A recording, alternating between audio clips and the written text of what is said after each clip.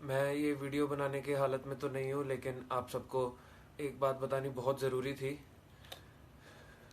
4-5 दिन पहले मेरे फादर एक्सपायर हुए हैं and he was corona positive. ऐसा था कि फ्राइडे से 3-4 दिन पहले उनको फीवर चल रहा था थोड़ा सा एंड उनकी तबीयत ठीक थी, उनको ब्रीदिंग प्रॉब्लम भी नहीं आ रही थी, नॉर्मल थे, फीवर था हल्का फुल्का, तो दवाई दे रहे थे। और थर्सडे को उनकी तबीयत ज़्यादा ख़राब हुई है, तो मैं उनको लेके गया हूँ हॉस्पिटल, लेकिन किसी हॉस्पिटल ने एडमिट नहीं किया क्योंकि कोरोना का टेस्ट नहीं करवाया था। तो वो कहते हैं कि कोरोना का टेस्ट करवाओ फिर एडमिट करेंगे। तो मैं थर्सडे को शाम को डीएमसी, यहाँ पे एक हॉस्पिटल है दयानंद मेडिकल कॉलेज, सबसे बड़ा प्राइवेट हॉस्पिटल है, मैं वहाँ पे लेके गया पापा को एंड वहाँ पे उनका टेस्ट करवाया कोरोना का। वो कहते हैं कि 4 घंटे तक रिपोर्ट आ जाएगी या फिर अगले दिन सुबह 12 बजे तक। तो मैं लेके उनको घर आ गया उसके बाद, क्योंकि उनकी तबीयत तब सही थी, मेरे से बात कर रहे थे प्रॉपर। एंड फ्राइडे को सुबह उनकी तबीयत ज़्यादा ख़राब होगी एंड मेरे को एकदम से उनको डीएमसी दोबारा लेके जाना पड़ा बिकॉज उनसे सांस नहीं ली जा रही थी उसके बाद। तो मैं सुबह 10 बजे वहाँ लेके पहुँच गया हूँ पापा को।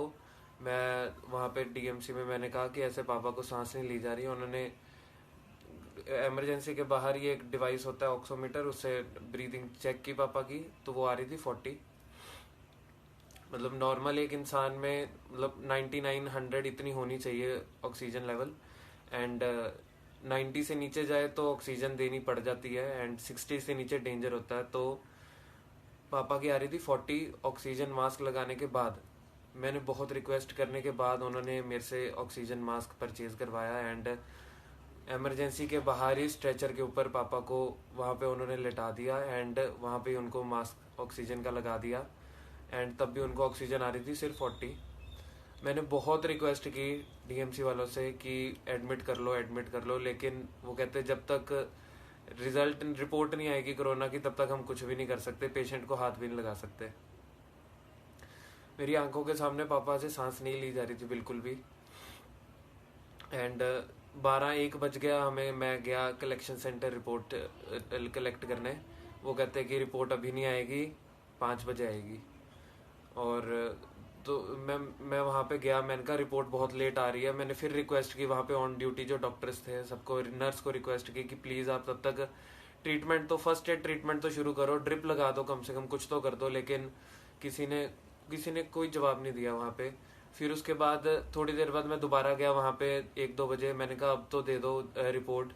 तो वो कहते हैं कि अब 8 बजे आएगी और बिना उसके रिपोर्ट के वो लोग एडमिट भी नहीं कर रहे थे पापा को। तो उसके बाद हमने बहुत उनको बोला कि आप करो एडमिट करो किस तरह। तो उसके बाद रिपोर्ट आई, 3-3:30 बजे रिपोर्ट आई। बहुत कहने के बाद उन्होंने रिपोर्ट दी हमें, 3-3:30 बजे रिपोर्ट आई जिसके अंदर पापा को कोरोना पॉजिटिव निकला।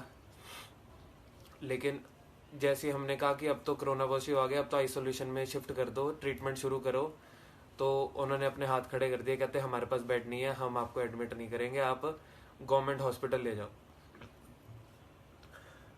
मेरी आंखों के सामने पापा मेरे को कहते, बुला के कहते मेरे को सांस नहीं आ रही, कहते मेरे को प्रॉब्लम हो रही है सांस आने में। मैं उनको ये कह रहा था, मैं कहा मेरे को पता है पापा नहीं आ रही। मैं इतना रिक्वेस्ट किया वहाँ पे लेकिन किसी ने मेरी बात नहीं सुनी। और 4-4:30 बजे जब पापा की तबीयत बहुत ज़्यादा ख़राब हो गई, पापा ने मेरे को बुलाया, मेरे को कहते अब मेरे से सांस ली ही नहीं जा रही।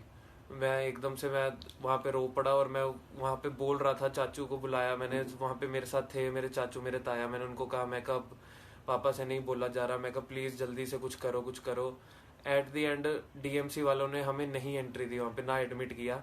मैंने एम्बुलेंस बुलाई, मेरे को एम्बुलेंस भी अरेंज नहीं, मैं रिक्वेस्ट करा, मैं क्या एम्बुलेंस अरेंज करवा दो, मैं किसी और हॉस्पिटल ले जाता हूँ। मैंने फ़ोन पे सारे हॉस्पिटल्स पे पूछ लिया, यहाँ पे फोर्टिस हॉस्पिटल है, सीएमसी है और भी बहुत बड़े हॉस्पिटल्स हैं, अपोलो है, तो सबको फ़ोन करके पूछ लिया। कहते हमारे पास बेड ही नहीं है, हमारे पास मत लेके आना, सब ने यही जवाब दिया। मुझे पता वहाँ पे मेरी क्या हालत थी। और मैं एम्बुलेंस भी मैंने अपने फ़ोन से बुक करवाई, एम्बुलेंस प्राइवेट एम्बुलेंस थी। डीएमसी से सिविल हॉस्पिटल लेके जाना था, गवर्नमेंट हॉस्पिटल, 15 से 20 मिनट का रास्ता होगा, उसके लिए उसने 4,000 मांगा। हमने कहा दिए यार तुम, हमने एम्बुलेंस बुलाई, ऑक्सीजन वाली एम्बुलेंस थी पापा को, उसमें मैंने खुद ही, किसी डॉक्टर ने हाथ नहीं लगाया, मैंने खुद ही उठा के पापा को एम्बुलेंस में डाला एंड वहाँ लेके जा रहे थे। तो सिविल हॉस्पिटल पहुँचते ही, अभी इलाज शुरू भी नहीं हुआ था, तो वही एम्बुलेंस में ही पापा एक्सपायर हो गए। और सब मतलब इतना पैसा होने के बावजूद भी पापा ने सारी उम्र कमाया है, हमारे लिए कमाया है, एंड हम उनका ट्रीटमेंट तक नहीं करा पाए।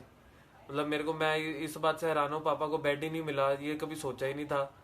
यहाँ पे मैं इसलिए ये वीडियो बना रहा हूँ ताकि आपको बता दूं कि लुधियाना में कोई सिस्टम नहीं है।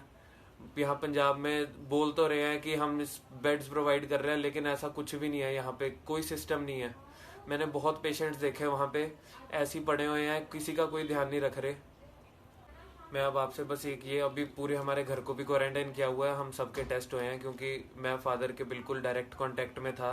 पॉजिटिव आने के बाद भी पापा को मैं तो अकेला छोड़ नहीं सकता था, क्योंकि कोई भी डॉक्टर पास नहीं आ रहा था, तो मैं ही पापा के पास था। तो अभी हम सबके टेस्ट दिए हुए हैं, 2 दिन हो गए हैं, हमारी भी रिपोर्ट्स नहीं आई हैं अभी तक। और मैं आप सबको बस यही इसलिए वीडियो बना रहा हूँ, मैं आप सबको यही कहना चाहता हूँ कि यहाँ कोई सिस्टम नहीं है। यहाँ पे आप अगर बीमार पड़ जाते हो तो आपको बेड नहीं मिलेगा। और डीएमसी वालों ने, डीएमसी, मैं आपको एक रिक्वेस्ट करता हूँ, लुधियाना में जितने भी लोग हैं, डीएमसी बिल्कुल मत जाना। डीएमसी वालों को कोई परवाह नहीं है आपकी लाइफ की, हम कीड़े मकोड़े उनके लिए। मैं बहुत ट्राई कर रहा हूँ मैं इस वीडियो में ना रहूँ, तो बस अब मैं वीडियो एंड करने लगा हूँ। आप लोग बस, मेरी ये रिक्वेस्ट है कि मैं 2-3 दिन से मेरे को अब ये पता लग गया कि अगर आप लोगों में से कोई किसी को बुखार लगता है तो सबसे पहले जाके टेस्ट करवा लो कोरोना का, क्योंकि 2-3 दिन तो रिपोर्ट्स आने में लग जाते हैं और ट्रीटमेंट शुरू होते होते बहुत टाइम लग जाता है, तब तक केस बिगड़ ना जाए। बस जिसको थोड़ा बहुत बुखार लगता है वो जाके करवाए टेस्ट अपना। और सिविल हॉस्पिटल जो है वो है लेवल 2 हॉस्पिटल है, बाकी सारे प्राइवेट हॉस्पिटल लेवल 3 हैं। तो सबसे पहले सिविल हॉस्पिटल जाओ। सिविल हॉस्पिटल वालों के पास लिस्ट होती है कि कौन से हॉस्पिटल में कौन सा बेड खाली है, वो लिख के देते हैं, तो पेशेंट को एंट्री होती है किसी और बड़े हॉस्पिटल में। तो ये सिस्टम किसी को नहीं पता, ना कोई अवेयर कर रहा है, तो आप लोग रश कर सकते हो सबसे पहले सिविल हॉस्पिटल। मशीनरी वहाँ पे नहीं है, वेंटिलेटर वहाँ पे नहीं है, मेरे को पता है, लेकिन आप लोग अगर पैसा है, अप्रोच है, तो आप लोग सिविल हॉस्पिटल में से लिखवा सकते हो कि किसी बड़े हॉस्पिटल रिकमेंड कर दें, तो फिर वो भेज देते हैं। बाकी जितना आप लोग प्रिकॉशन ले सकते हो, ये कोरोना कोई मजाक नहीं है, अब तो हमारे साथ ही बीत गई ये चीज़। तो